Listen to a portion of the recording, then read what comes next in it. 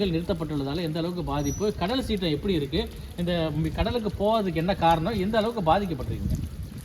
கடல் சீற்றங்கிறது கடந்த 3 நாட்களாக தான் கடல் சீற்றமாக இருக்குது. ரெண்டாவது, கரையிலேருந்து தரக்காற்று அடிக்கிறதுனால இங்கே அலை ரொம்ப கம்மி. ஆனால் மழை அதிகமாக இருக்கிறதுனால படகுகள்லாம் நீரில் மூழ்கி ஒவ்வொரு படகுகளையும் எடுத்து கரையேற்றி வச்சுருக்காங்க. இப்போ இப்போ 15 நாட்களாக கடலுக்கு சொல்லாததுனால மீனவர்கள்லாம் பெரும் பாதிப்புகள் அடைஞ்சிருக்காங்க.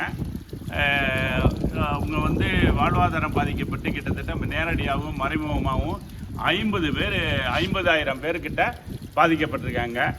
இதில் அரசுத்துறை அதிகாரிகள் கவனக்குறைவினால தான் இந்த 15 நாளாக கடலுக்கு போகாமல் இருந்தது. காரணம் என்னென்னா, இங்கே உள்ள கடல் சீற்றத்தை அவங்க நேரடியாக பார்த்துருக்குன்னு இருந்த இடத்துலையே அவங்க உத்தரவு போடுறதுனால கீழ்நிலை அதிகாரிகள் அவங்களுக்கு அனுமதி சீட்டு வழங்காததுனால 15 நாளாக கடலுக்கு போகல. இன்னொரு விஷயம் என்னென்னா, கடந்த சனிக்கிழமை ஒரே ஒரு நாள் மட்டும் டோக்கன் கொடுத்தாங்க. அந்த ஒரு நாள் போயிட்டு மறுநாள் காலையிலே திரும்பிட்டாங்க. இப்போ வாழ்வாதாரம் பாதிக்கப்பட்டு ரொம்ப பசிப்பட்டினியோடு இருக்கிற சூழ்நிலை ஏற்படுது. அரசு நிவாரணம் 1000 2000 கொடுக்கறது பெரிய விஷயம் இல்லை. அவங்க தொழிலுக்கு போகணும். தொழிலுக்கு போனால் தான் அவங்களுடைய வாழ்வாதாரம் சிறக்கணும் என்பதை தெரிவித்துக் கொள்கிறேன். தொடர்ந்து மீனவர் சங்க தலைவர் சொல்லி கேட்டீங்க.